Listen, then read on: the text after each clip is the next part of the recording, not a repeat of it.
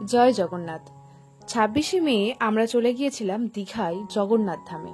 উদ্দেশ্য ছিল জগন্নাথ ধাম দর্শন করা। হ্যাঁ, এটাই হলো মেন গেট। ওপরে লেখাই আছে জগন্নাথ ধাম। আমরা ঢুকেছিলাম 6 নম্বর গেট দিয়ে।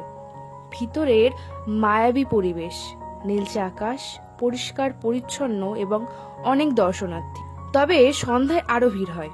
ভিতরের পরিবেশে প্রথমেই কাঠের সিংহাসনে জগন্নাথকে রাখা হয়েছে। পাশেই দেখতে পাচ্ছেন দুই দিকে সাদা পদ্মে চাষ করা হয়েছে এবং এইখান থেকে সাদা পদ্ম তুলে প্রতিদিন ভগবানকে অর্পণ করা হয়। দেখতেই পাচ্ছেন ভগবান নারায়ণের একটি মূর্তি স্থাপিত রয়েছে। মন্দিরের গায়ে যে কত ভাস্কর্য রয়েছে যা আমি বলে বোঝাতে পারবো না। এছাড়াও অসংখ্য ভগবানের মূর্তি রয়েছে যা ভিডিওতে আমি শো করতে চাই না, কারণ আমি চাই না আপনাদের আকর্ষণ নষ্ট হোক। সকলে আসুন, জগন্নাথকে দর্শন করুন, অনেক ভালো লাগবে, অনেক শান্তি পাবেন। এরপর দর্শন হতে চলেছে আমাদের প্রিয় জগন্নাথকে।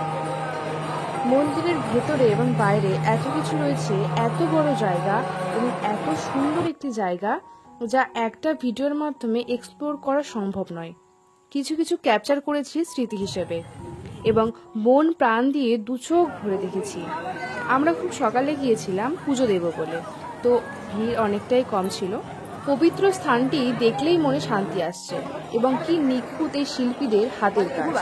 আপনারা সকলে আসুন দীঘার জগন্নাথ ধামে, দীঘার জগন্নাথ ধাম দর্শন করুন। জয় জগন্নাথ। কোথায় এসেছো? আজকে আমরা দীঘার জগন্নাথ মন্দিরে এসেছি। কি করতেছি? না ঠাকুর দর্শন করতে এসেছি। দর্শন হয়েছে? হয়ে গেছে। প্রসাদ পেয়েছো? প্রসাদ পুজো দিয়েছি, সেই প্রসাদ পেয়েছি। দারুণ আসছে ছবিটা। মা তাকাও তাকাও তাকাও, মাথাটা একটু ঘুরাও, উঠে নেবো।